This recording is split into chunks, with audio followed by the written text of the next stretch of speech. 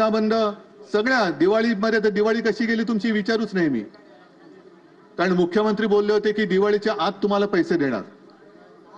आता मुख्यमंत्री कुठे आहेत? बिहार. मग शेतकरी इकडे उघड्यावरती पडलाय आणि मुख्यमंत्री आमचे बिहारला. कैसन बा? हा ठीक आहे ना बा. अरे तुझा बा बसलाय ना इकडे. हा इकडे शेतकरी बसलाय ना.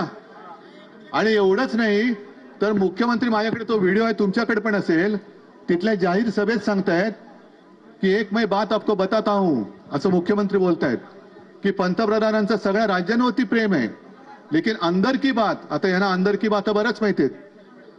अंदर की बात यह है की बिहारवरती पंतप्रधानांचं सगळ्यात जास्त प्रेम आहे.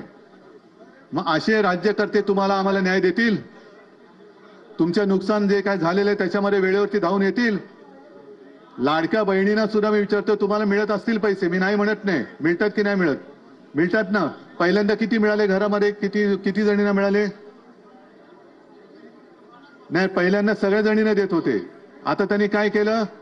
घरातील दोघी जणींना. म्हणजे बरं असं आहे, सरसंघचालक सांगतायत, जर एक मिनिट माझं बोलून होऊ दे. सरसंघचालक सांगतायत की जास्तीत जास्त अपत्य जन्माला घाला. मग एका घरामध्ये सासू आणि 2 सुना असतील, आई आणि 4 मुली असतील, हा, अशा ज्या काही एकत्रित कुटुंब असेल तिकडे तुम्ही 2 जणींना देणार, म्हणजे कुटुंबात भांडणं कोण लावतंय? म्हणजेच काय मी मगाशी म्हटलं की आता आपल्या राज्याला विरोधी पक्ष नेता नाहीये का? तर म्हणे तसं संविधानात अशी तरतूद नाही, अशा गोष्टी कराव्या लागतात. मग संविधानात नसलेले उपमुख्यमंत्री सुद्धा नाहीयेत. म्हणजेच कोण आहे? एक आहे अनर्थ मंत्री, एक नगर विकास मंत्री आणि तिसरे गृहकलह मंत्री, घराघरात भांडणं लावणारे.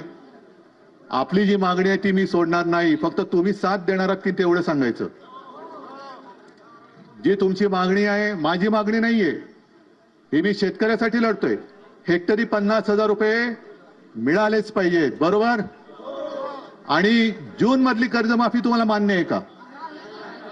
आणि आत्ता रोग झालाय, आत्ता आजारी आहे माणूस, त्याला आत्ता औषध दे ना. जून मध्ये काय? बरं ठीक आहे, जून मध्ये कर्जमाफी करणार ना, मान्य.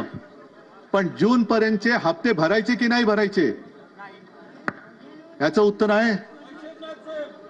बरं आता खरीपचा झाला, रब्बीचा हंगाम येणार, कर्ज लागणार की नाही लागणार?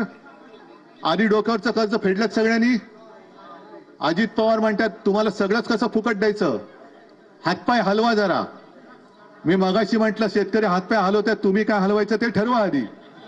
नाही म्हणजे तुम्ही सुद्धा हात हलवा आणि सही करा ना कर्जमाफीवरती, असं माझं म्हणणं आहे. असं माझं म्हणणं आहे. माझा शेतकरी हातपाय हलवतोय. आणि आता अनिल दादा, तुम्ही जे सांगितलं आम्हाला कर्जमाफी नको का, आम्हाला हमी भाव द्या, आम्हाला तुमच्या उपकाराची गरजच नाही. जे शेतकरी कष्ट करतो त्या कष्टाचे मोल द्या.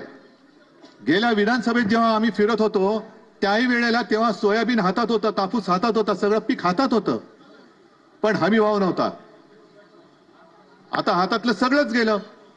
म्हणजे गेल्या वेळेला शेतकऱ्यांनी जी मदत केली, जी मेहनत केली, त्या मेहनतीचं सुद्धा तुम्ही दाम देऊ शकले नाही हे सरकार.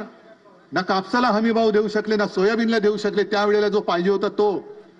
आणि आता तर सगळंच गेले.